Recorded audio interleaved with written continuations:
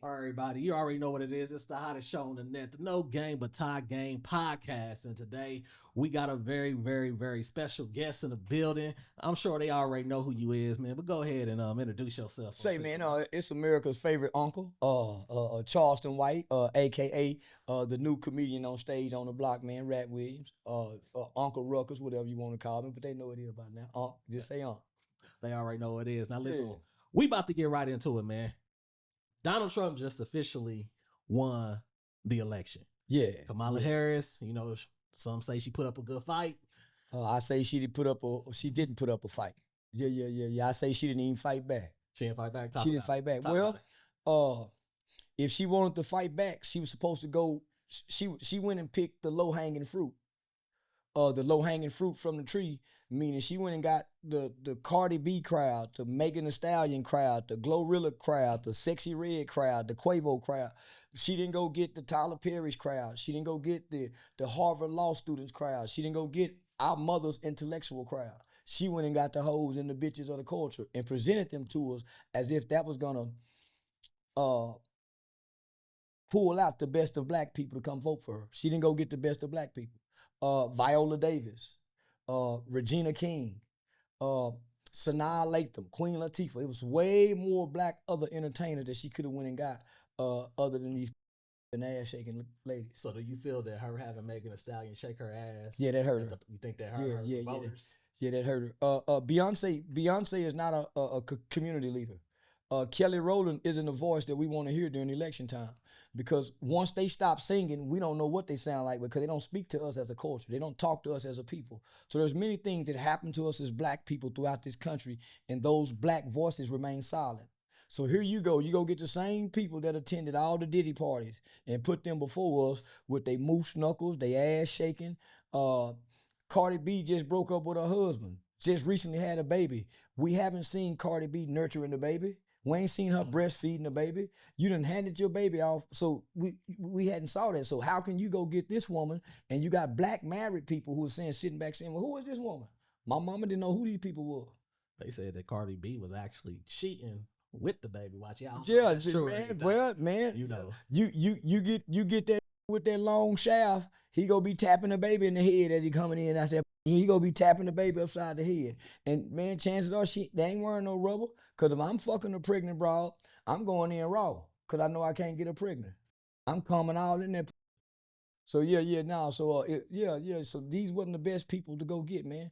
There's no way you can compare Coretta Scott King or Betty Shabazz with this group here. So she fucked up by doing that. So do you feel like when people was voting, do you feel like they was really voting against Biden? Or do you feel like the Democratic Party didn't really give her enough time? Or do you feel like she was going to lose regardless? She was going to lose regardless, because this is a democracy, right?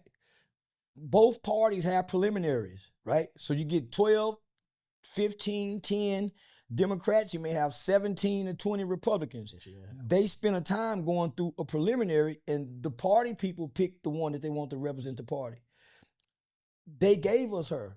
Joe Biden stepped down and they said, okay, this is going to be your presidential nomination.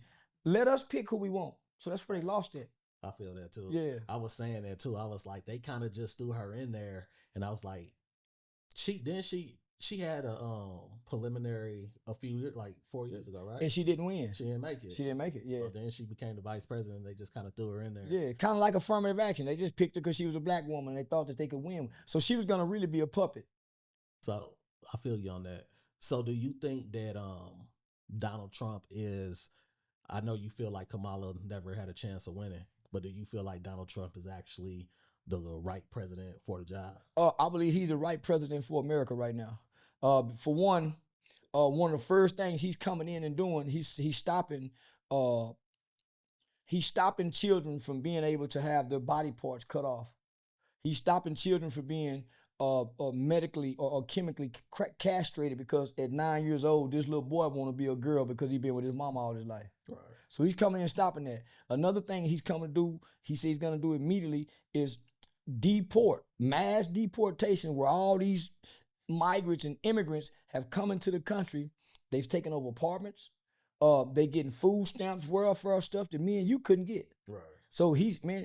One thing I know, he's for America. I heard they was getting $350 a week. Man, they up there in was. New York. Chicago, homie, they was getting, the black people in Chicago was complaining about not being able to get the Section 8 in the government system, but these people coming right over and getting it. Imagine us as a black man in this country. We cannot walk into the food stamp office and go ask for food stamps. We can't get the government assistance. Now, a black woman can with a baby, but the black man can't, the white man can't. So they're giving that to them. On top of that, all of this money that the Joe Biden campaign and administration is sending to Ukraine, these billion-dollar packages. Man, we can't even get, man, they won't even send money during the hurricanes. And I feel that was one of the biggest things that actually hurt, because people's looking at the situation like you can't afford food, you can't afford gas, you can't afford to take care of your kids. And we don't have no money allegedly, but we got enough money to send billions in aid, in packages. Exactly. Yeah. And that's just a bad look. And on top of that, man, even though the people say, well, the economy was the number one priority, the economy is not really doing bad, because we can still get high. We can still party. We can still buy cigarettes. We can still pay for our habits and pay for our vices. So how are we doing bad as a country? So are you saying that it's not the economy, it's more so our priorities? Yes, our priorities. And so with that, what our priorities is, our country is being evaded by other people coming here illegally, because they're not coming here legally. They're sneaking into our country, getting the same benefits and being able to access the same entitlement program that we deserve as Americans.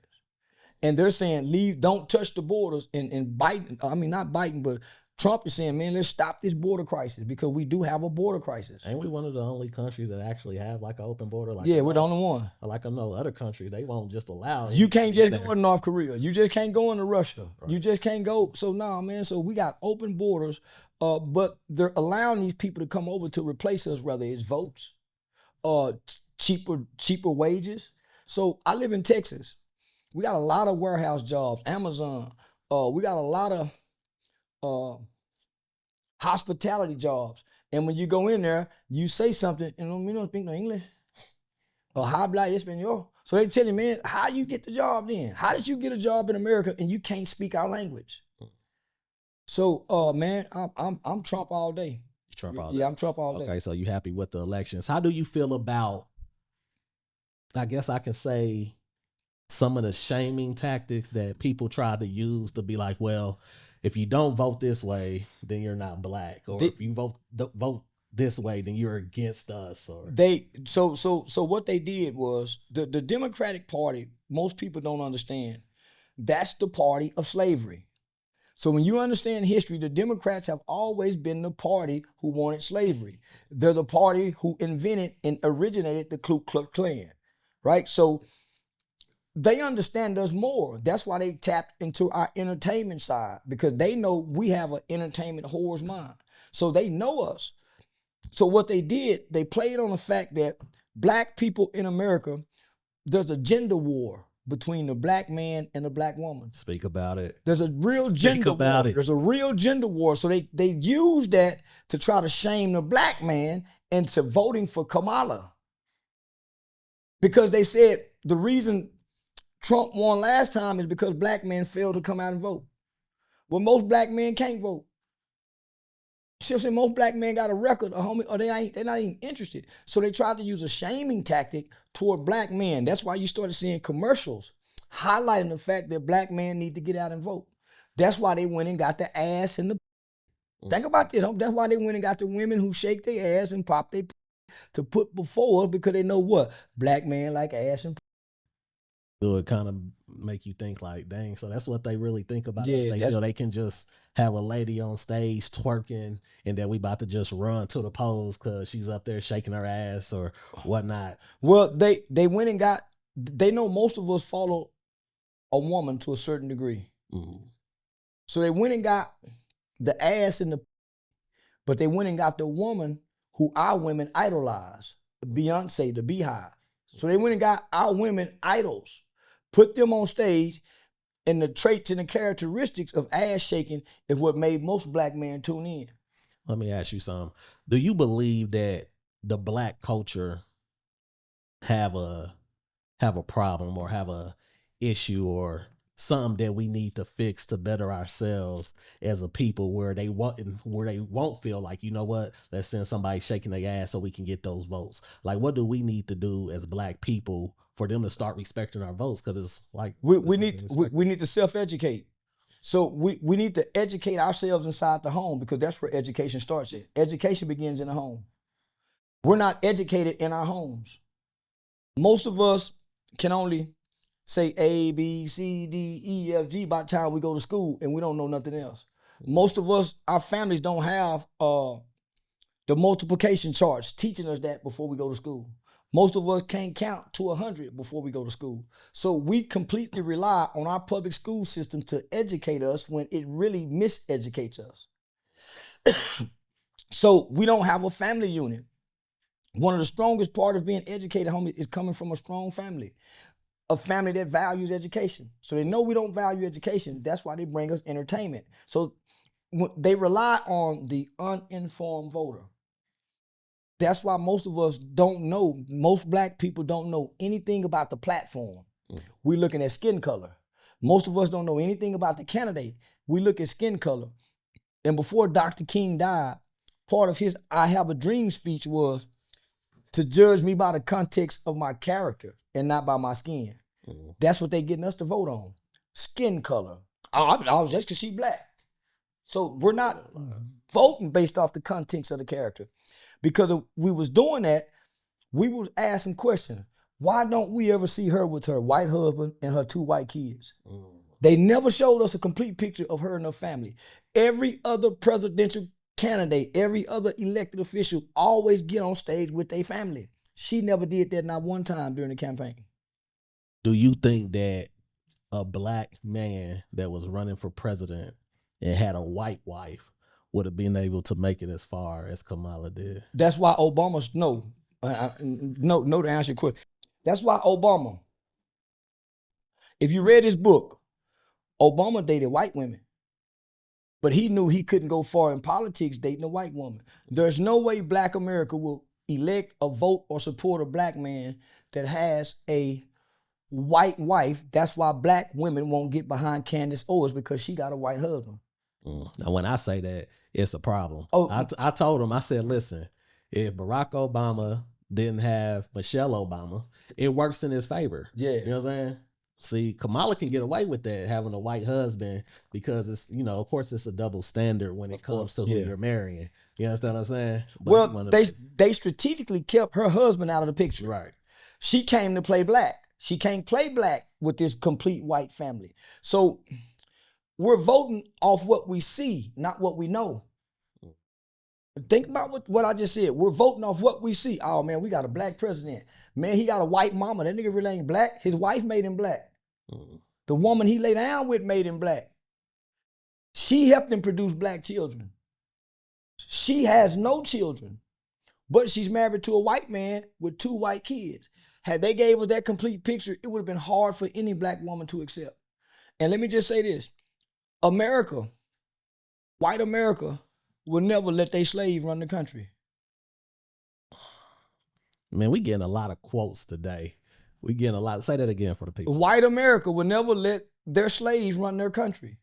So they'll never will elect a full Black man. It's gonna always be a mulattoan. It's gonna always be something like her that's a mixed breed. They ain't finna put no full Black man, no real Black man that grew up in this country with a Black mama and a Black daddy to run their White House. It was never intended, and it never will be. They'll put a gay in, they'll put a Mexican in before they put one of us in. Did you see the reports where they were saying that like Russia is trying to end the war over Ukraine, and China want a peaceful transition and stuff, like the second that Trump won? Do you feel like they saying that because they respect Trump more and they just trying to, or you think it's like they just playing mind games? No, they're not playing mind games. We got involved in that. We want to go over there and build a U.S. embassy in Ukraine. Biden and his family have been doing business in Ukraine long before Biden became president. So he's going over there to his own special interest. The president of Ukraine is not a political person. He comes from entertainment, comedian. Why would Russian president respect him when he been working with the KGB since he was 19, 20 years old, worked his way up to the ranks? Why would he respect an entertainer that's running Ukraine? So here we are saying we're going to put an embassy over here in Ukraine. Once we put an embassy next to a country like Russia, we typically go after that dictator. We did Muammar Gaddafi, we did Saddam Hussein. So we're going to go next, and he's saying, no, this is my land. You guys aren't coming over here. So we're trying to help Ukraine overthrow Russia. When Russia is one of the largest oil-producing countries in the world, and we're telling the world, hey, y'all, we're going to stop using gas cars and go everything electric. That was Biden. All right. This was a hidden interest that Biden then was after, just like the Bushes went after Saddam. Mm-hmm. So, nah, man, Russia is not wrong. America is a corporation. It became a corporation in the 60s. It's not a country anymore. This is a corporation. So why wouldn't you want a businessman running your corporation? That makes sense. They want to do good business. We do good business with China. We borrow money from the Chinese. America borrow money from the Chinese so we can buy oil from the Saudis and do what all we do and still send money over to Ukraine. See that? That makes a lot of sense. And I'm glad you spreading light on these situations, because I do like to have people on here with differences of opinion. Yeah. People that's not afraid to say, you know what, I do like this particular candidate, and I'm gonna stand on business about it. Well, just think about this, homie. One of Biden's first announcements was by 2028, I think he said, we're gonna all have electric cars. If we all have electric cars, do you know how much control the government has over us? I love it. I didn't like that. I mean, nah, that man. situation. Man, I don't like my car knowing all this. Man, give me that gas, motherfucker. They mess around and stop you. Be like, hey, you didn't pay your phone bill. There you go. You made a post today on social media we don't like, so your car ain't gonna work for 7 days, 3 days. So nah, man. This country cannot go electric because we've been dependent upon oil for too long. That's why we drive SUVs. That's why we keep our lights on. We burn a lot of oil and gas. That's why we're drilling for natural gas. But to have everything electric, that's giving all control to the government. Little segue here. So when Trump was in office last time, he pardoned, I believe, Lil Wayne. Kodak Black. And Kodak Black. He did the first criminal justice reform that we had seen, where so many men out of federal prison was coming home from the 90s. Mm-hmm. Yeah. So we didn't go back to slavery. Right. Like they say we're going to do. They say, well, he going to put us back in slavery. He didn't last time. Good point. Yeah. But that's where the fear comes in, where it's like, we're going to wake up today and we're going to be slaves today. That's how America have always controlled their slaves. Fear, envy, and jealousy. Those three components have always been how you control the population and people. Fear, jealousy, and envy. So when he was in office, I heard Carlos Miller say in an interview, man, when Trump was president, ain't never seen with money, all of a sudden started having money.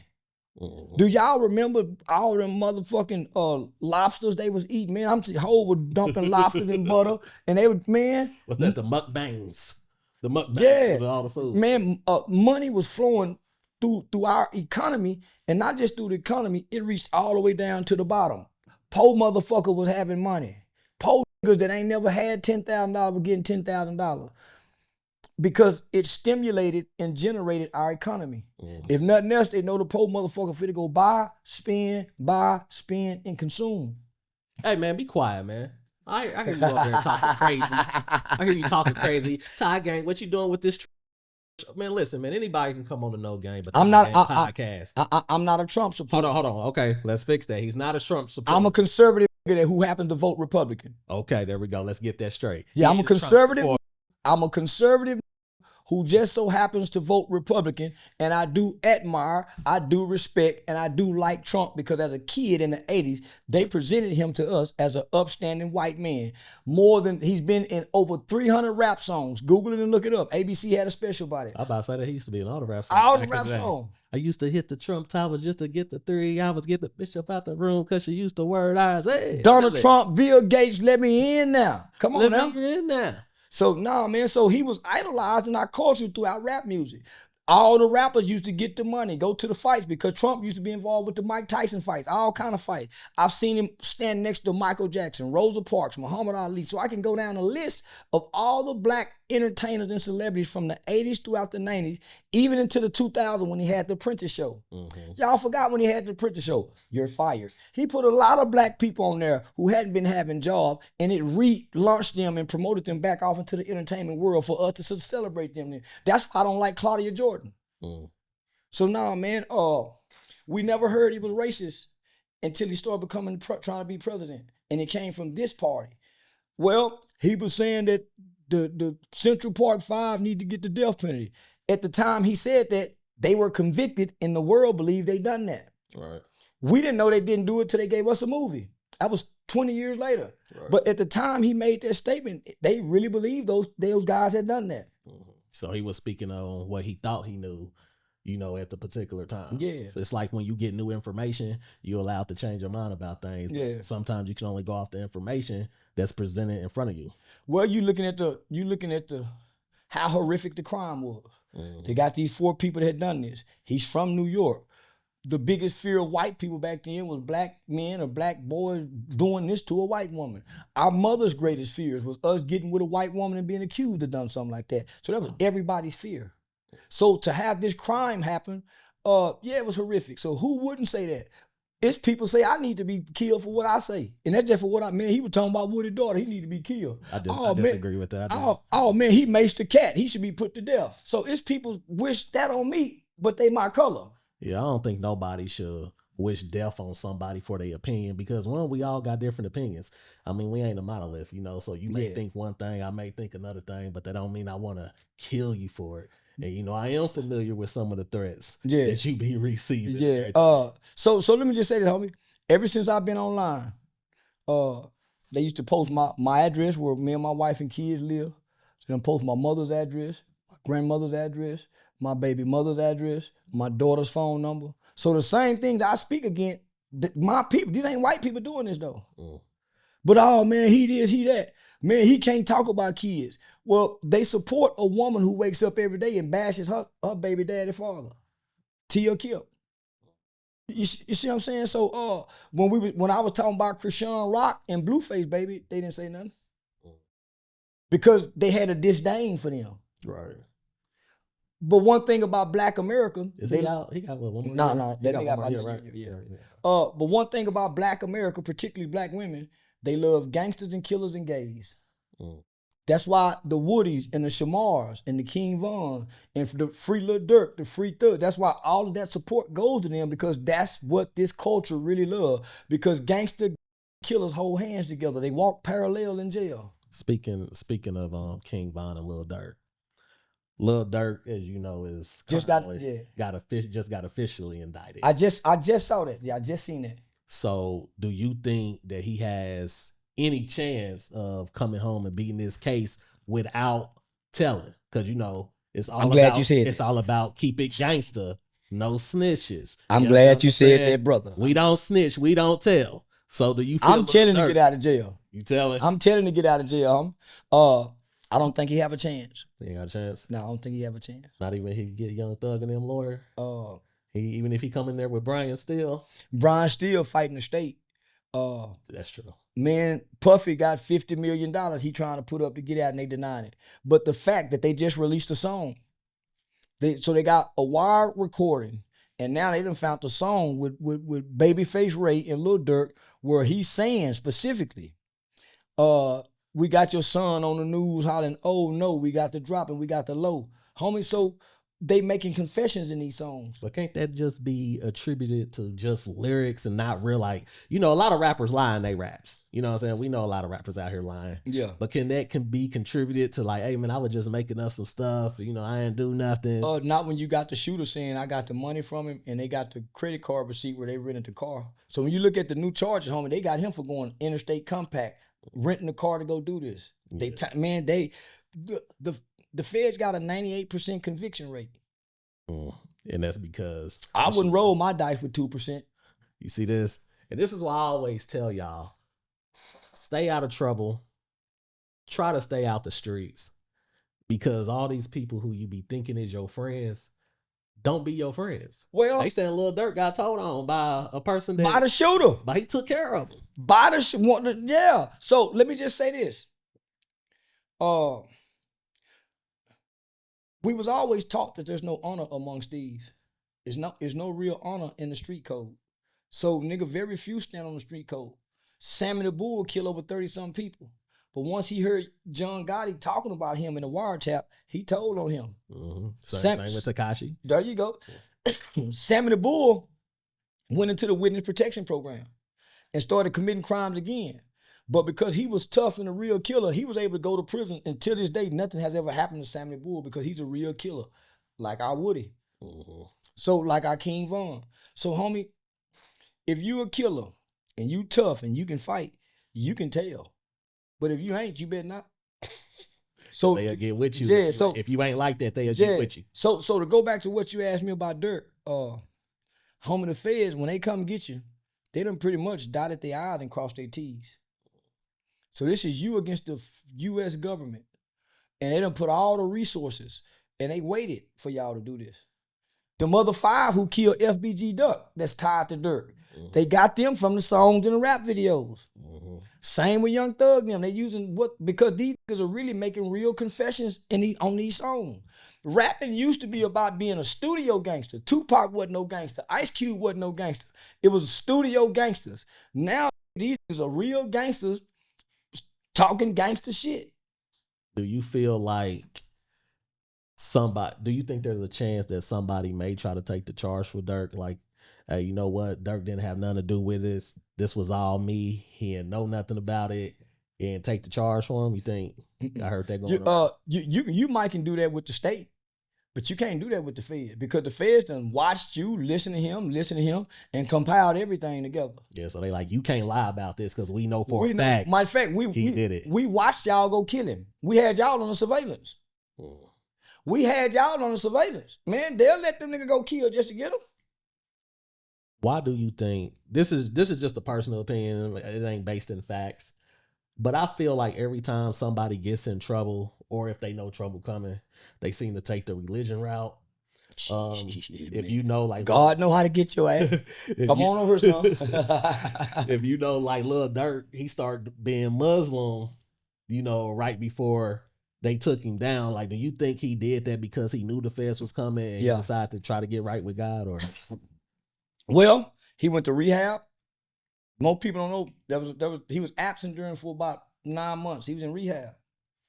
A celebrity that I'm very close to, internationally known. I won't say anything because I don't know if I can speak on it. But they was together. And he called me up and wanted to say, hey, man, if I can get you to sit down with Durk, would you be willing to sit down with Durk? I said, yeah, man, I'd be willing to sit down with anybody. I just be talking that shit online. Obviously, he couldn't make it happen, but he always attempt to try to make it happen. So I think he was trying to clean up clean up the image, right, to separate himself. But pushing peace and everything. So, putting J-Mane them out on stage and bringing everybody out in Chicago. The whoops. It was too late. Too late. Man, when you know what you done.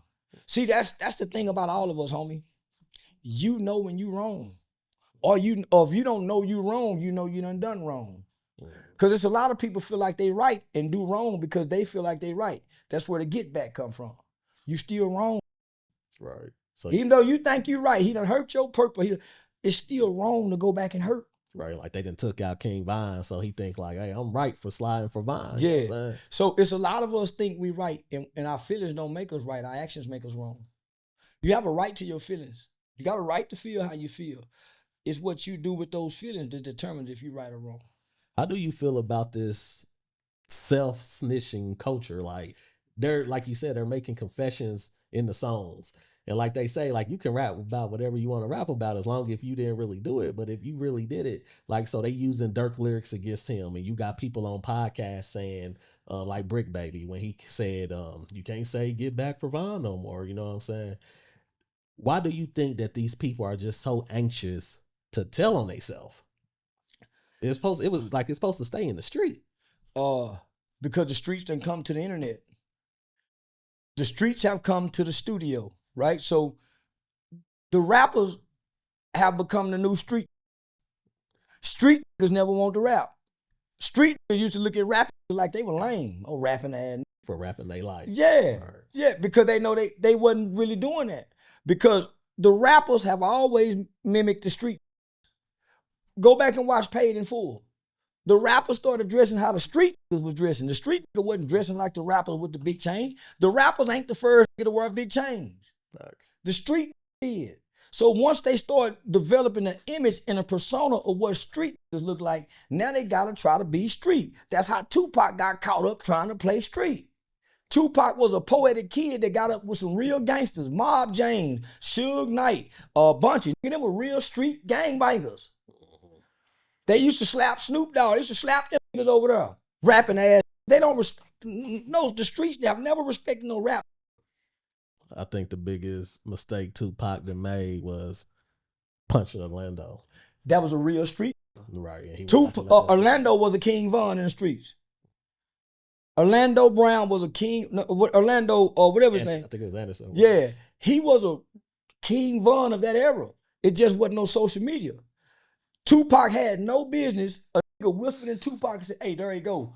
Tupac led the charge, and they followed. You the money, man. You supposed to have people to handle that for you, man. What you doing? But they playing on Pac though. Cause Pac, homie, Pac was just trying to fit in. That's how I got caught up. I just want to fit in. Yeah, I got the heart. I got a lot of heart. Yeah, I'm a courageous little. I just want to fit in. Do you? So I caught a murder case trying to fit in. At 14 years old. Yeah, I went to the boys' home. So I'm one of the first kids in Tarrant County in Fort Worth, Texas to be tried. And listen to my words. Tried and adjudicated. I've never been convicted of a felony. So I have no felony convictions. So contrary to what everybody say, I've never been to prison and I don't have any felony convictions. I caught a murder case. We was charged with capital murder because we ran out of Foot Locker with some starter jackets.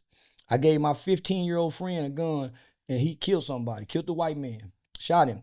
So I became one of the first children in America during that time to be tried and adjudicated in my state for the crime of murder, sentenced to 12 years. So I grew up in a boys' home with other children who committed murder. So when I got to the boys' home, prior to that, I didn't know about no motherfucking gangs. I was a well-behaved kid in school, come from a great background, but I wanted to be a part of the culture. I was a little Tupac, wanting to fit in. Right. So when I got into the boys' home and saw the gang aspects and elements, shit, everything I was looking for outside of playing football and basketball. You know what I'm saying? So that bravado-ness, that brotherhood, I wanted that shit. I wanted that shit. Is that why you don't seem to fear anything? Yeah. And I say that because, I see you online often. And you don't be backing down from, any other, so quote unquote gangsters. You don't be backing down from the gangster rappers. I done seen you pull out your mace a couple of times. You understand? Like, it's what you went through when you was 14. These some good ass microphone. But yeah. Is what you went through when you was 14 is why you just don't seem to fear anything. Yeah. I know most niggas just talking. Most niggas ain't no killer. Most of them got in situations and people ended up dead and they been charged with murder, but they're not no real motherfucking killers. That's why they cry when their homeboys die. Out of all the gangster movies I ever seen, I've seen all the mafia movies. I never seen the gangsters cry at the gangsters' funerals. So when I go to funerals and I see with t-shirts on with their homeboy face on it, they over there sad, man, them ain't no real killers. It's just been hurting people out of pain because hurt people hurt people. So when I went into the boys' home, homie, I had no idea kids kill people. I'm the first generation outside of California, Chicago, New York, Philly, and I want to say Baltimore. 89, it was unheard of for kids to kill somebody. In 90, it was somewhat unheard of. But by now, your now president, Joe Biden, who's leaving office, him and the Democratic Party and black people, it wasn't the Republican Party. They said that it's a wave of children that have been born in this country and they are super predators. So they started calling us super predators because children were starting to commit violent crimes in the 90s. And how they described us as super predators, they described children like LeBron James with the body size. So imagine how big LeBron was at 16, 17. Right. Kevin Durant, how athletically inclined Kobe Bryant and them was to be able to go play basketball with the big old grown man at 18 years old. On the flip side of that, you had criminals with the same agility. With big old bodies that was robbing, stealing, killing, raping, selling drugs. And that scared people to think that a nigga like LeBron James, I'm just using the body size, a kid like LeBron James with that body size is out snatching purses. The police, so they deemed us as super predators. They said that these children are super predators. And just the definition, they're bigger, they're faster, they're stronger, and they're heartless, and they are incorrigible. Well, the word incorrigible meant that we was the type of kid that wasn't going to be able to change. So they started making laws in this country where they would lock up a 12-year-old and give a 12-year-old life without parole. They started locking up 15-year-olds, and 15-year-olds started going to prison, walking the prison hallways. They started sending children to prison with grown men because they said these are super predators. So when they made that bold statement, Hillary Clinton, the Democratic Party, it sent out a shock wave of fear throughout America. And even the Democratic Black Caucus got behind this. That's where your mass incarceration movement came from. When they started locking up everybody, that's where mass incarceration come from, the Democratic Party. Bill Clinton them kicked that off. And by the way, Bill Clinton came back and apologized about, 10 years ago for it? Look it up. They made a mistake. See, there got to be some. And a lot of people don't know this information that you talking.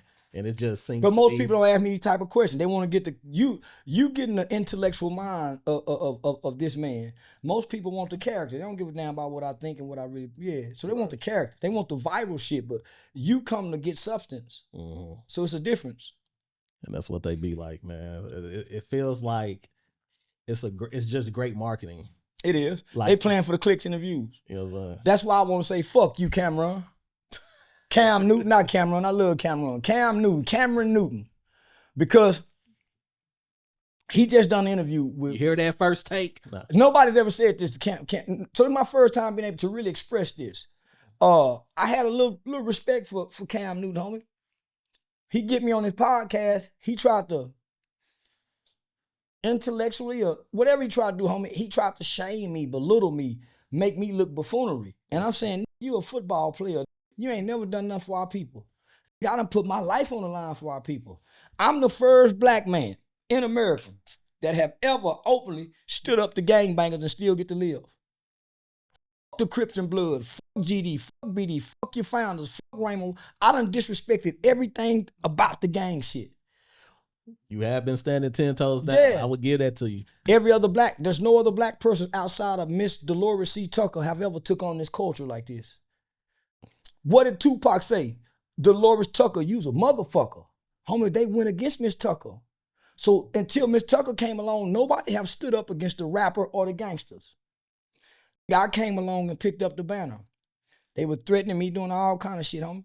But I never backed down. I never cowered out. So I'm the first black man to stand up and say, y'all, we wrong. Fuck them gangbanging. So for Cam Newton to get me on this podcast, and I'm saying, hey, homie, I ain't never shot a gun at a black man. I ain't never been, but when you get Boosie on there, you show him some respect. You get Rollo on there, you show him some respect. I ain't never sold drugs in the black community. So he's showing the gangsters some respect, but when it comes to you, he trying to treat you. So that's what made me say, nigga, when I had my bow tie on, y'all wasn't listening. So that's how so now I'm an entertainer, so I can't be in the community doing what I'm doing. I'm getting paid to do comedy shows, selling out comedy shows. Shout out to St. Louis Helium Comedy Show. Just sold it out last night. I'm going to be at the Helium tomorrow in Indianapolis. So for him to try to shame me, homie, for what I'm saying and respect them for what they done. You a weenie football player. You a nigga that make bastard babies out of wedlock. I got 2 kids by one woman I was married to. I ain't breed no dysfunction. So for him to try to get up there and act all high and mighty, but what really got me, he just done a powerful interview with Killer Mike. He tried to bring me up to Killer Mike as if Killer Mike was gonna go against me and speak down on me. Killer Mike said I got reverence for that brother. I admire and respect that brother. Only for him to put in the title as if Killer Mike is talking down on me. And most people don't listen. They There you go. They read the title. They read the title, and that shapes the mindset. That's why they clickbaiters. I done seen people make whole videos off of a title. Off a title. And you like, the video ain't got nothing to do with that. So you clearly didn't even click on it and take Yeah, so that's why. But he's mad because I wouldn't come back on his podcast. I'm the highest watch views that he's had on this entire platform. He ain't reached 10 million nowhere. He didn't pay me $1. He tried to get me to come back because he wanted to outdo Shay Shay and Cat Williams. I wouldn't do it. So I said, since you ain't gonna pay me, I got some people in Atlanta that's working with children. How about you just donate something over there to them? To the charity. Yeah, I think he sent them $200 or $300. So imagine how much he made off that 10 million views. So even with Nick Cannon, right now I just done a show with Nick Cannon. It's the highest watched so far. Amazon didn't want to pay me. And this is going to be the highest watched show on the No Game but TieGame podcast. I'm calling it now. Yeah, so Amazon didn't want to pay me because they listen to what I say. Right now I'm out on bond for things that I said. The prosecutor on my case said he hate me. He's an asshole. My lawyer said, man, but he's nothing like that. They're watching my videos. They're going off what I'm saying, not what I'm doing. Well, he's going around assaulting people. I don't have no history of assaulting people. And you said, just correct me if I'm wrong, but you did say that the character that you portray is needed because you get people paying attention that way. Well, let me just say pay this. attention to the character instead of the real. You got, when I didn't cuss, I couldn't be heard. But while I was trying to be heard, I was saying stuff like, hey man, I'm going to Washington, D.C. working on trying to get juvenile life without parole abolished in this country. Hey man, I'm training the state's juvenile correction officers.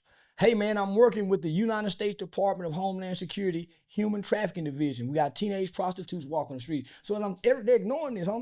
Say man, 73% of our households don't have no man in it, man. We need to create some male mentoring programs.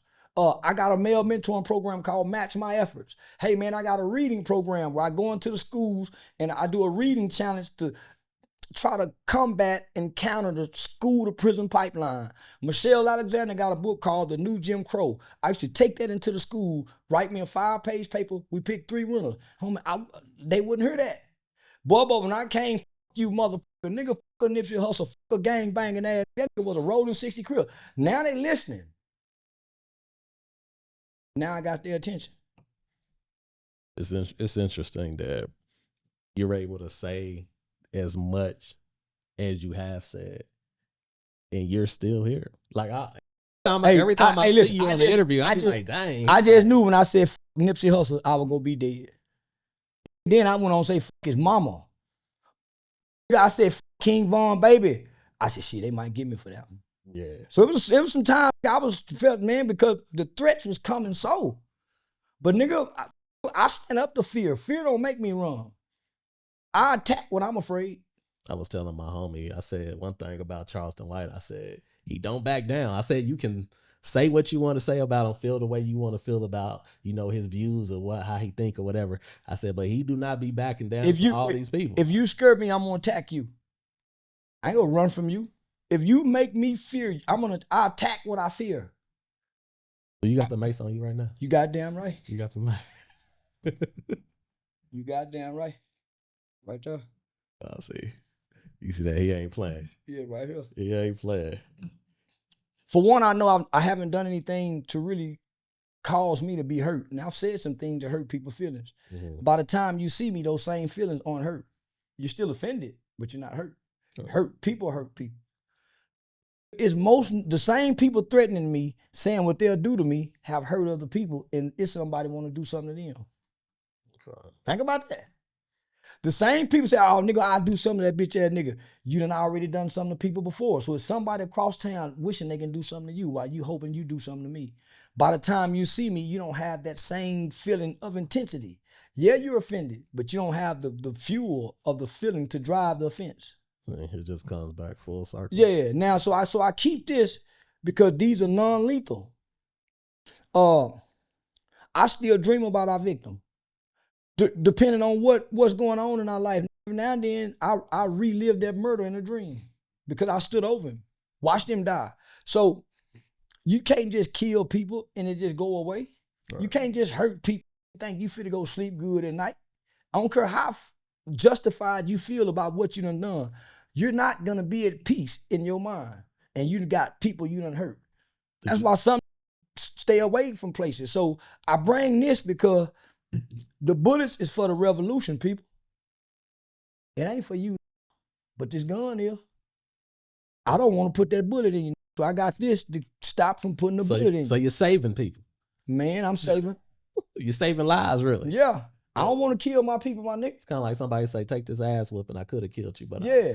So one thing about it, this will get one nigga off of me, this will get 10 niggas off of me. Ass soldier boy. This neutralizes the situation. Nigga, everybody coughing. I just want to create some distance between me and you and get to safety. I don't want to hurt you, my brother.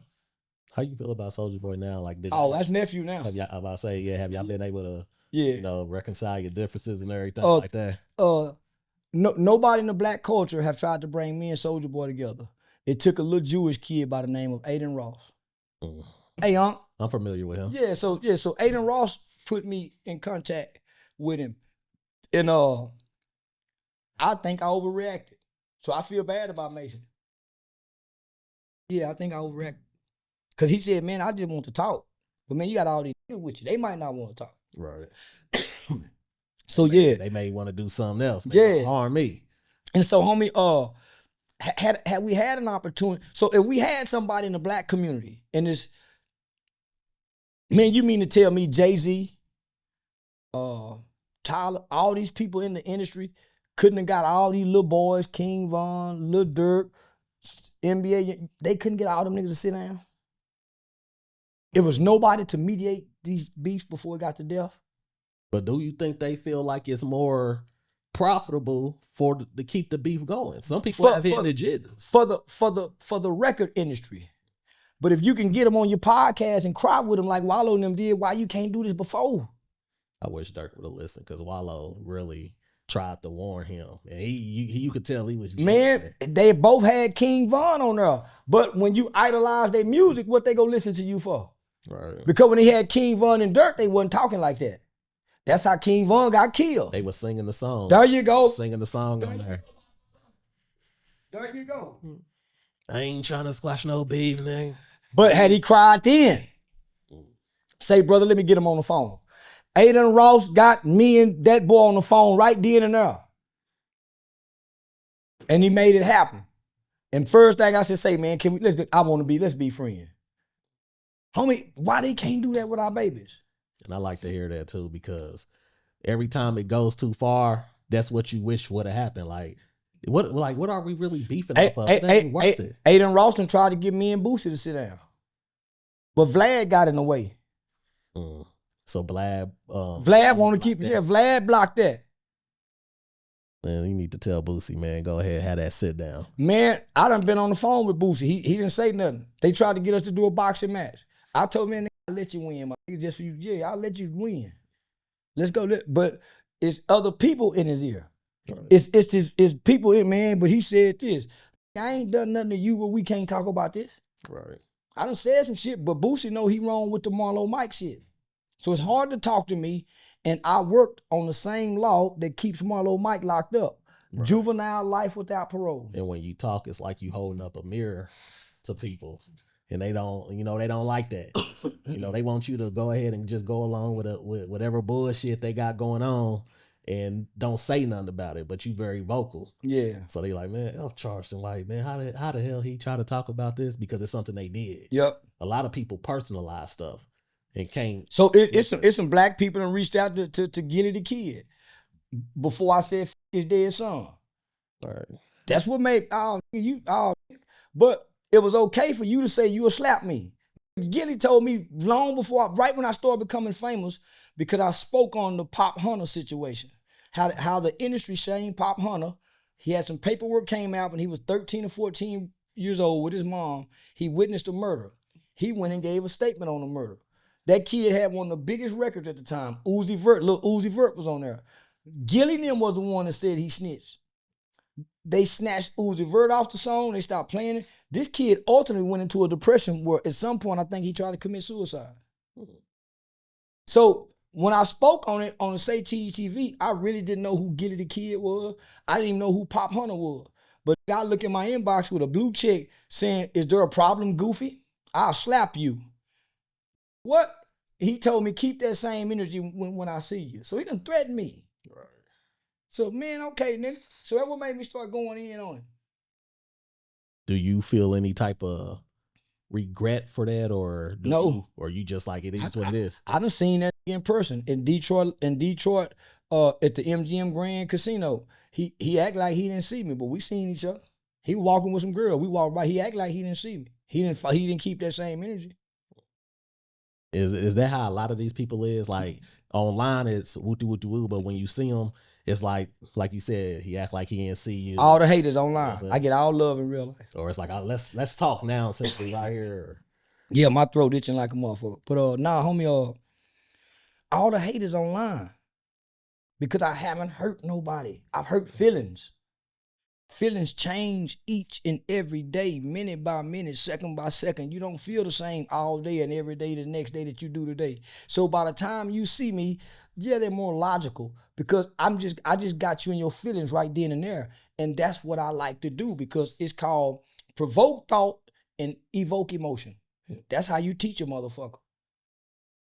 Now, you just said that you ain't hurt nobody. Mm-mm. And that just makes me, it just made me think out the blue. Young Thug just came home, right? And you know they was charging him with a lot of things or whatever, but he went ahead and took that plea deal, which is it 45 years? 15 years. 15. So it's actually like 45 years, 20-something suspended, 15 papers. So it's some shit that I ain't never even heard or knew that could exist. Would you have took that deal? Nah. You would have took it to the box and fought? I would have. Man, let me retract what I just said. I probably would have took it too, homie. Because the conditions of jail, when you come from living how he and I have been living in this entertainment world, but I would have listened to my lawyer. My lawyer telling me we can beat this, right? Let's beat it. But we don't know how long this trial gonna last though. It could last another year. And ain't nobody trying to stay in there for a whole nother year. He no. already been in there. But the jury, just a week later after he took the deal, one of the jurors came out and told the judge in the court that I cannot no longer sit on this trial and not be biased. I am biased. I believe the prosecution is fucking up. Shit. All you need is one juror. Right. And you got one juror, and the judge said, sit your ass back down. I don't care about you being biased. Homie, because his other homies, they taking it to the box. Was it Yak? Yeah. They taking it to the box. I actually talked to Yak and his family. I talked to I was over Yak's people's house, and I got a chance to talk to him. Homie, your faith go get you out of this, man. Is what I told him. Boy, you got the menace. All you got to have is just the faith of the size of a mustard seed, and you can't even see a mustard seed with the naked eye. Boy, you got some faith. Even Thug Daddy said, man, I wish he wouldn't have took it. Even the lawyer said, but I understand. We ain't got to sit in that jail. Right. He got to be the one to do that time. I know he misses his kids. Yeah. But do you think he can make it, though? Because if he mess up in any type of way, all that time going to come back. I'm just going to say this, homie. It's hard to do anything consistently for 2 years, let alone 15 years. Right. That's what I said. Homie, and they ain't just got no regular stipulations and conditions. They got some super conditions on his ass. He got to leave Georgia. He's kicked out of there, away from his family. So you're being banned away from your family. But do you think it's best for him to get away from that environment? Mm-mm. You think it's better for them to, stay in the same area with the same people, or? Because some people is like, well, it's good that he can't go back because maybe he can get a new circle of friends and maybe, My mama here, my kids here, right. My family here. It ain't never good to leave your family and you being forced to leave. Right. He wasn't having no problem. If you listen to the trial, Woody was the one doing all the shooting and Thug didn't know. He said, man, he didn't know I was doing this. Right. Thug didn't have nothing to do with nothing being killed. Woody did that on his own. Cause Woody broke into his car and Thug and them jumped on him at that club. And I mean, nothing them jumped on him at that club. They didn't even know he was doing that. So he was running rogue, man. But homie, I've been doing good here. I'm from here. I can come and change something here after what I done been through. When I come back from this, I'm way more valuable to my people. Because now the truth is out. We can mend some shit. Maybe him and YFN Lucci could have mended some shit now that they know he didn't have nothing to do with Thug Nut being killed. It'll be dope if they was able to get on the record together. That'll break the internet right there, or a concert or something with Thug and YFN. Yeah, man, come on now. It'll bring peace. It'll bring peace, and hopefully some healing, because we're forgetting about the families. Nut mom and daddy been there at every trial, and shout out to Nut mom and dad. They been there at every trial, man. Ain't nobody interviewing them. Ain't nobody paying them $5,000 to $10,000 to tell their story. But the killers is reaping all the rewards. Kind of like the Mama Duck situation where she's suing Lil Durk because she feel they using her son death to continue to make money, etc. like that. Yeah, I love Mama Duck. That's my partner. We fell out, and we done talk. I talked to her like a few weeks ago. We got to Say Cheese TV coming up together, interview coming up together. But that's what I like, because you keep saying like you and so had problems, or you and so fell out, but then you say, hey, but we was able to talk, and me and so cool again. A misunderstanding, a misunderstanding and miscommunication, even with insults, homie, and disrespect can be fixed. When somebody can say, man, I know I was wrong. Well, yeah, I was wrong. When two people can sit down and really talk, because it's a right and a wrong on both sides. Right. If you tell both stories, because both people think they right until they have a conversation. So let me just say this. If anybody in the hip hop industry deserves restitution, is Tuka's mother. Why do you say that? They made millions off that woman, baby. All this started over saying Tuka. Smoking Tuka, yeah. Tuka and Duck was partners, friends. Tuka was new into the neighborhood. And man, it's a lot to that kid, man, that Tuka, homie. The world started smoking Tuka. They were smoking Tuka so much, they really thought it was a weed pack. White people, they didn't know it was a 15-year-old kid who got killed at the bus stop. Right. So if anybody deserves, man, some restitution, homie, it's Tuka's mother. And she pleaded with the industry. She pleaded with the industry, the radio station. Could y'all please... Her daughter had to go inside of a mental hospital, homie, because this is out there. Like, they never got to mourn. They never got to mourn because it was smoke Tuka. Tuka was in every song. The origination of drill music came from smoking on Tuka. It wasn't smoking on JoJo. It came from this. That's why it's called Tukaville. They wouldn't name a whole neighborhood after this kid. I couldn't imagine losing a child and then having to be repeatedly reminded that I done lost my child, listening to the radio, listening to the new slang or the lingo, the kids talking. Like, it's just something I couldn't imagine. So, man, I wish I would have brought my other phone. I would call her right now just so y'all can hear her voice. But man, she pleaded with those people. She was called a radio station and asked would they stop. And you know, they offered her concert tickets. See, that's crazy. I want to ask you something. I was about to ask you about that 20v1. Go ahead. I got a question right out there. Go ahead. All right. You did a 20v1 about not too long a month ago. Yeah, about a month ago. How you like that? How did you like our women? Shit, nigga. Say Naptown, man. Indianapolis they had the best 20v1s I've ever done, for as the looks, personality, and the character of the women that I was having to pick from. Right. Yeah, That's what I like to hear. Nigga, y'all had some, man. Y'all got some beautiful women out here, man. People be trying to play my state, try to play my city like we ain't got it. Nah, y'all got it. Man, they got it. It ain't too many, man. I done been all around the country in the last 5 years. Naptown, like going to the Dominican Republic, and these niggas be trying to run to with them passport. Why would I go to the passport, bro, when all I got to do is come to Naptown and find something that you'll find over there? Shit, you lying to me. Naptown got it. Look, y'all done heard it here, all right? So stop thinking it's only corn in Indiana, all right? Nah, please. What question you had, man? Who taught you how to tie a tie? My father. Teach us how to tie. I want you to, every show, I want you to do this for me. Nigga, after every show, tie a tie for it, nigga. So if nothing else, we can go back and rewind on YouTube and learn how to tie a tie. Cause I'm a black man who don't know how to tie a tie.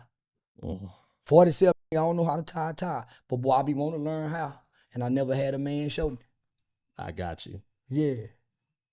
Oh man, y'all done hit the alarm on us. God, say how many one of my best interviews. Yeah, y'all really enjoyed this, man. So hopefully we can, man, hopefully you can get me here once a month, every other month. Let's keep doing this here. I like how we draw from each other. So you can pull that intellect up out and put that character over there to the side. The character belong on stage. The character belong on my channel, not on your channel. Because there's no substance when you bring it on your channel. Yeah, you're gonna get some views, but it don't build your channel for substance. Right. So that's where a lot of people, they get a Charleston White video and they got one video with a bunch of views and the rest of them be small views because it lacks substance. And they want, our people is thriving to be fed some good substance. So this is what I'm willing to do, fam. If you can get Mama Tuka up here, I'll come back just to sit down with both of y'all. Okay. Because she asked me something one time, and I hadn't had a chance to do it. She said, can you just help me get my son's name copywritten? And that's all she asked.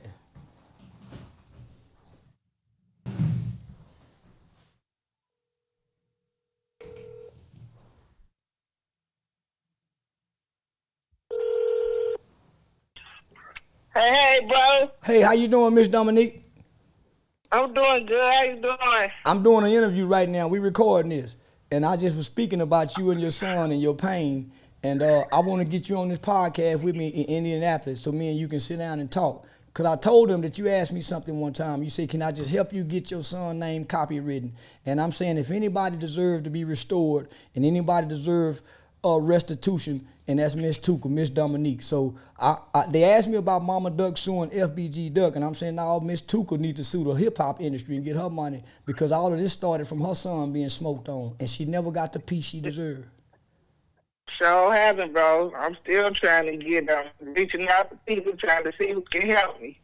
Well, we gonna try to help you over here on this podcast. So no game but tie game. It's called No Game But Tie Game. So we live right now on the air.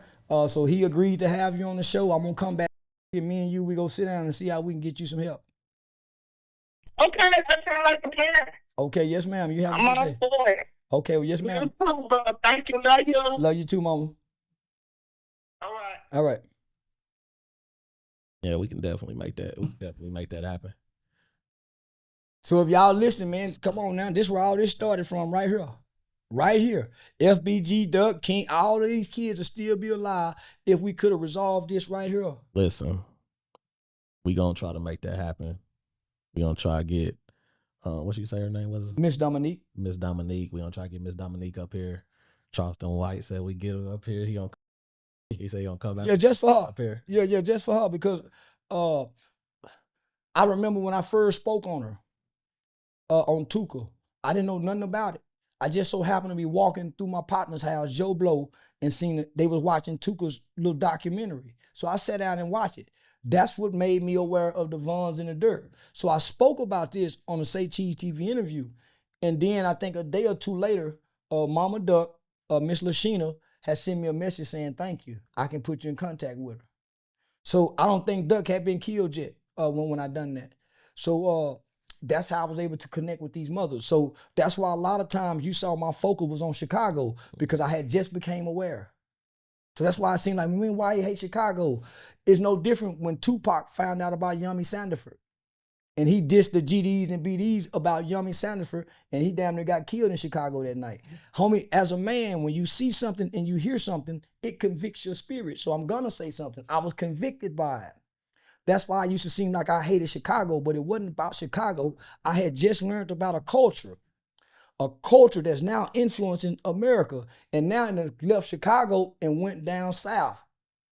It didn't go east, it went down south. So now our kids with the drill music. I'm working with kids saying, Hey man, who you listening to? They come back and tell me who they listening to. I go listen to this shit, be like, God damn, man, that little nigga talking about killing everybody. The kids was teaching me about drill music as I'm becoming aware from being on the internet. So it wasn't nothing against Chicago. It was the Chirac culture that influenced kids to kill kids. Children of the corn is what I called it. All the sliding, Yeah. all the switches. And so I'm saying to myself, how in the as we as black people sat by and let our kids create drill music, and these was 10, 11, 12-year-old kids, how we let this happen? What motherfucker sat back and watched this? Jay-Z, all these big motherfuckers. How did nobody get involved and try to put a stop to this shit? Nigga, these is kids. And shit, that's when I evolved and became what I became. All right, well, I'm definitely glad that you did that, because I think you're a good person for people to hear to talk, because you're not, because you can go against the status quo, I guess I could say. Yeah. So like, you're not, like I said, you're not afraid to go the opposite direction. You're not afraid to say that I feel like this is wrong. Like you said, why are we listening to these 10-year-olds, 11-year-olds that's smoking each other? And they Right. really smoking each other. Right. It ain't like they write nursery rhymes. They write making it real up. crimes. Right. So I do think that I call it balance. Yeah. You know, I think it's good to have a person like you. And I feel like sometimes it's good to have a person that's on the opposite end, because oftentimes you can come together. It's always two sides to a coin. Right. A coin ain't one-sided, it's two-sided. So that's exactly what you're explaining, a two-sided coin. Yeah, come together and get some understanding about it. And as I speak, there's no hate in my heart. So that's what I want to make clear. I don't give a what you hear I say, your baby. Nigga, I ain't saying that out of hate. I ain't saying that out of anger. There's no resentment. I don't resent anything. That's a conviction. And sometimes I go overboard because I ain't got no script. Just sometimes I'm wrong. And I know how to say I'm wrong when I'm wrong. That's how I can connect with the people I done wrong. Me and Woody done talked again, so I done said, F this baby. Oh, y'all talk, so y'all had a conversation? Yeah, we done had a Okay. And he said, nigga, I ain't got nothing to forgive you for. He still want to work with me, but his baby mama say he can't work with me. Why don't you? Because the woman's still in her emotion about him saying, F my baby. Oh, okay. Yeah. You know, the woman ain't never get out of her feeling talking about her baby. Yeah. So it's like, how can you work with that man after? Well, guess what? All of us done talked about a baby. Facts. Come on now. The girls you don't like, you done talked about a baby. Little girl, ugly. Yeah, so come on, act like it. And if you gonna be honest about it, at some point in your life, you done said something about a baby. Yeah, we done all said something crazy. Yeah. Do it make it right? No. But we done it. So come on now. How did you, because you know you're a comedian, you know, you said, like you said, you selling our shows. Yeah. When I first heard about you, I thought you was hilarious. I don't think you was trying to be hilarious. I wasn't. But it was back when you had the dreads. I used to cuss a motherfucker out if you went to pushing the laughing button. Who was that laughing? Get your cause I used to be offended. Nigga, I ain't trying to be funny, nigga. And I really didn't respect the art of comedy. I ain't no kind of nigga to get on stage and try to make no nigga laugh. So I used to be insulted by a nigga laughing at what I'm saying. I still remember you was on stage and you swung the mic at somebody right on stage. So you took that mic and it was like, mother. Yeah. So do you enjoy comedy more? I do. But because I was praying to God, homie, as I was online when you were watching me with the dreads. When I get offline, go get in the shower, I would say, man, God, please don't let my heart be hardened toward my own people. Because it's what's in your heart, man. And I didn't want to have, but I was I had a disdain. And I was like, man, you don't want to hate nothing. Right. So in order for me to cleanse and purify my heart, my prayer will be, man, God, don't let my heart become hardened. Then how can you not make it harden? I would come online and express this shit. Get it out.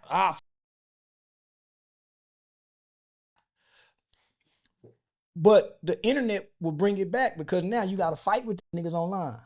I didn't know the street nigga was online. I thought regular people, so the street started coming online. Yeah, what's up? So I'm like, man, what the street doing on here? So as I began to become more of a viral sensation, I started noticing all the work that I did.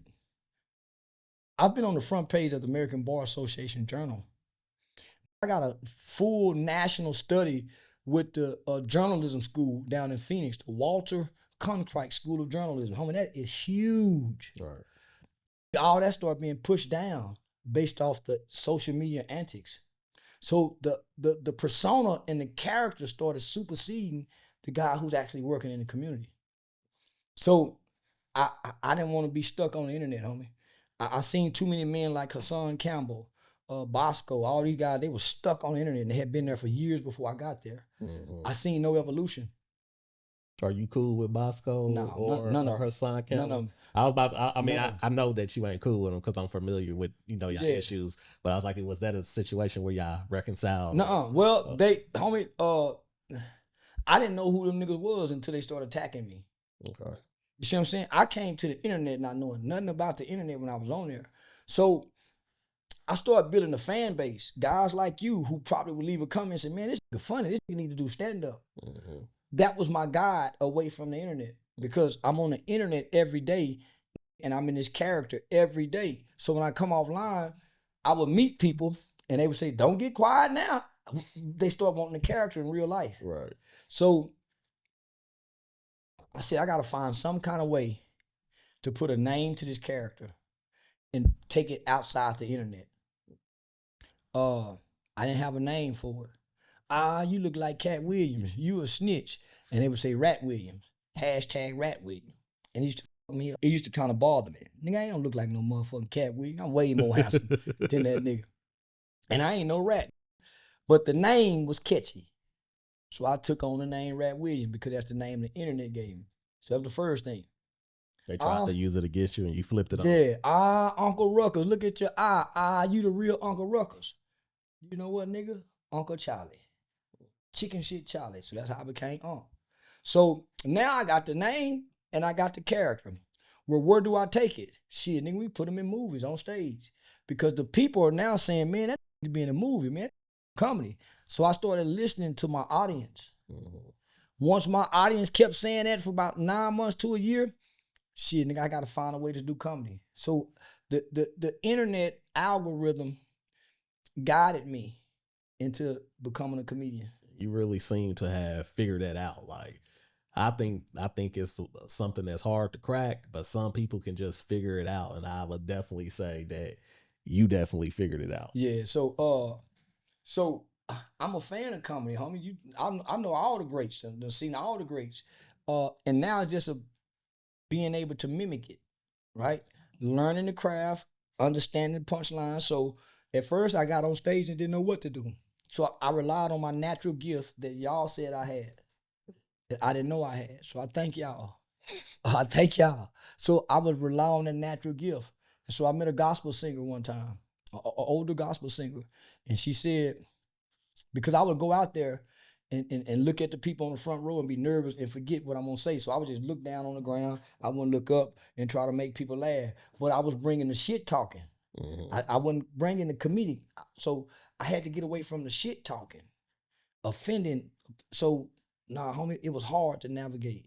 But because I had y'all to tell me I was funny, I found my gift of being funny. Quick question. You a comedian and T.I.'s a comedian. Yeah. Or, y'all both started out doing something else, but y'all both, and we started around the same time. Right, doing comedy. Mm-hmm. Now, are you and T.I. back on good terms at this time, or y'all still, not seeing the yeah, homie, they don't fuck with me. So T.I. tried to do everything in his power to get me shut down. So that's why you don't see the Funny Marco video anymore. That's why the 85 South ain't put me back on. Yeah, homie, that nigga went out his way. It's only a few people that didn't budge. That was Say Cheese TV and DJ Academics. DJ Academics made a whole video about T.I. and them calling to take, and he wouldn't take it down. But I'm in Atlanta all the time. And don't call me. I ain't take it down. That I'm just like but I used to have a great deal in admiration for T.I. until he responded to me online. Cause in my mind, he ain't go, man, in my mind, he ain't go respond. Once he responded, it made him, it killed how I saw him. Okay. I hate he responded to me, homie. I wish, man, I hate that responded to me, homie, because I had a nigga that, in my mind, that was my. And I know y'all didn't have like some diss songs back and forth or whatnot, but You're willing to make up with him, right? Yeah, if he's willing to do it, you willing to put everything to the side. Yeah. Man, I used to like, man, shit. Yeah. That, in my mind, that was my nigga before I even got to the internet. Right. And when I was talking about him, fucking with him, I was talking about King and Tootie Little Ugly Ass. I wasn't talking about him, but I was addressing them, right? The kids said something, but they said something, they responded with threats. Okay. You know what I'm saying? So I'm responding to the threat. If you slap me, you'll die, little. Any young nigga slap me, I'm gonna put that pistol on him. Right. If it fight you, young. So now so how my hate he responded to me, huh? I wish he just would ignore me. So I could still sit him on his little pedestal. But yeah, he had to come down after that. And he went and made a badass diss song. Him and Juicy Fruit. Yeah, I heard it. That was a bad. That one his best verses in the last 10 years. It was good. Yeah, I brought out the best in him. Made him go back to the old T.I. Yeah, I did play that song about 10 times. But yeah, I fuck with Tip, man. And I like Lil King. Yeah, and I like Lil King. He got a baby. He just had a baby, right? Yeah, he just had a baby. Okay. Yeah, and he got some new veneers that damn near got him handsome. Them veneers got him a little handsome now. All right, man. I enjoyed this, man. So I enjoyed this too. We gotta get you back here, man. Yeah. So it's so I try to stay away from doing these type of interviews because I don't know what I'm walking into and I don't know what kind of substance they're looking for. So I've grown past this. So that's why you see I don't do a lot of this no more. But I do Say Cheese TV, the Danza Project, Anton Daniels, and I do small upcoming podcasts that need that boost. And I want to make you to be my fourth business relationship that I do podcasts with. Okay, cool. Yeah, so make that happen. Yeah, I like how this went. I appreciate you, man. Man. Thank you for taking your time out your day to stop by. Cause I'm tired, man. I just left St. Louis. Before that, I was in Atlanta. Nigga, I'm tired. So. All right, man. Listen, make sure y'all go check him out. If y'all see him coming with his comedy show, make sure that y'all buy some tickets to that comedy show. You understand what I'm saying? I promise I'm gonna exceed your expectations. Yo, hold on real quick. Yo, Diesel, come here real quick, man. And make sure when y'all at these comedy shows, now come around the whole thing, man. Come on. Come all the way back here. Make sure when y'all at these comedy shows, man, y'all show some support for a person that shows some support for me. You feel me? He got these t-shirts right here. Hey man, go ahead, give him the yeah. Nah, man, make sure you go and get it, man. Now I promise you, I'm funny on stage. So I got a whole comedy tour. So I'm signed with a talent agency. Shout out to my guy Eric Young Productions. Me and Michael Blackson is signed to this, man. He keep me booked. But man, I got my own comedy tour coming up, man, in 2025. It's called the Underground Railroad of Comedy. So I'm going to go get the old comedian we used to see, man, Scruncho, Lady Reed, Shucky Ducky. So I'm going to get them as well as grab the new people who y'all think is funny online. So get your tickets. So if you know anybody that's funny in Naptown and you think they could be on stage, send them to him. He go send them to me, and I'm going to add them to the tour. I promise. Because no matter what goes on in life, the facts remains the same. There's no game but tie game. And we out, baby. Game applied means elevation. Let's go.